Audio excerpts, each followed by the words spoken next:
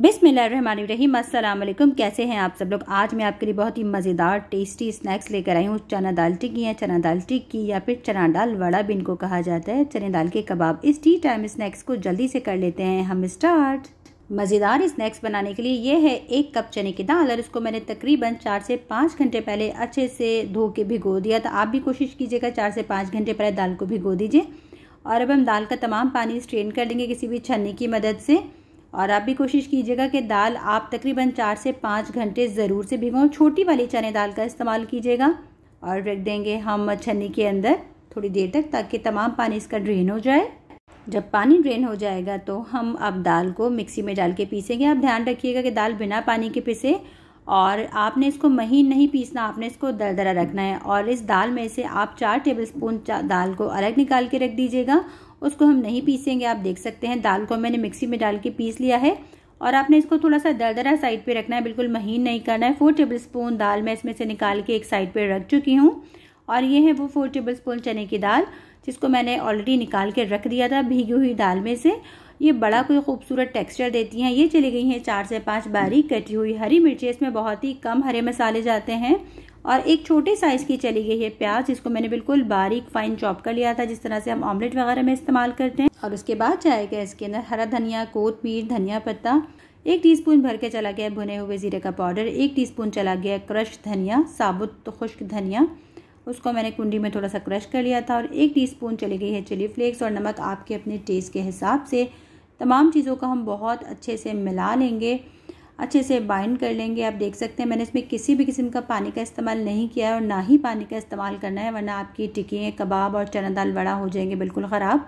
आप चाहें तो 1 टीस्पून या 2 टीस्पून कॉर्नफ्लोर या चावल का आटे का इस्तेमाल कर सकते हैं। और अब हम इनकी टिक्कियाँ बना लेंगे। पहले अच्छे से एक इसका राउंड बॉल बनाएंगे, बिल्कुल राउंड कर लेंगे और फिर दोनों हथेलियों की मदद से हम इसको प्रेस कर देंगे तो ये टिक्किया हो जाएगी रेडी। चना दाल वड़ा, चना दाल की टिक्की, टी टाइम स्नैक्स, चना दाल के कबाब, आप जो भी इसको नाम दे सकते हैं। कराची में वैसे ही काफ़ी बारिश है और चाय के साथ खाने का बहुत ही मज़ा आ जाता है जब आप इसको चाय के साथ खाएं। आप इसको नाश्ते में भी खा सकते हैं, दोपहर के लंच में ले सकते हैं। बहुत ही हल्के होते हैं ये और जो लोग डाइट पे होते हैं वो तो इसका भरपूर इस्तेमाल कर सकते हैं, क्योंकि चने दाल जो होती है वो हाई प्रोटीन डाइट होती है। इसके अंदर काफ़ी ज़्यादा प्रोटीन होते हैं। जितने आपको गोश्त में मिलते हैं इतने ही आपको चने की दाल में प्रोटीन मिलते हैं। तो इसका इस्तेमाल कर सकते हैं वो लोग जो हेल्थ कॉन्शियस होते हैं। और आप इसको बेक भी कर सकते हैं या फिर इसको आप बिल्कुल हल्के ऑयल में, आप इसको बिल्कुल हल्की आंच पे फ्राई पैन पे रख के आप इसको बिल्कुल शैलो फ्राई भी कर सकते हैं। तमाम टिक्कीज़ या तमाम टिक्कियाँ हो गई हैं बिल्कुल रेडी। चना दाल वड़ा, चना दाल के कबाब, चने दाल की टिक्की और जो साबुत चना दाल हमने निकाल के रखी थी, देखिए कितनी खूबसूरत लग रही है ना।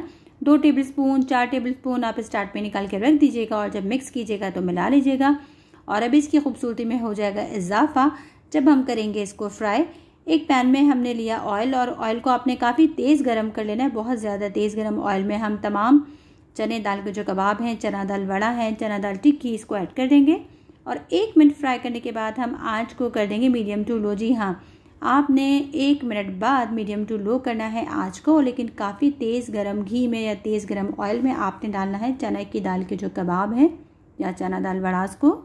1 मिनट बाद मैंने आँच को बिल्कुल हल्का कर लिया है मीडियम टू लो और तमाम कबाब को हम इस तरह से अलट पलट करके फ्राई करेंगे, लेकिन 1 मिनट तक आपने छेड़ना नहीं। और अगर आप इसको ठंडे ऑयल में डालेंगे ना तो आपके जो कबाब हैं उनके बिखरने का ख़तरा हो सकता है, क्योंकि ठंडे ऑयल में कबाब बिल्कुल बिखर जाते हैं। आप देख सकते हैं वो जो साबुत चना दाल हमने डाली थी वो कितनी खूबसूरत लग रही है।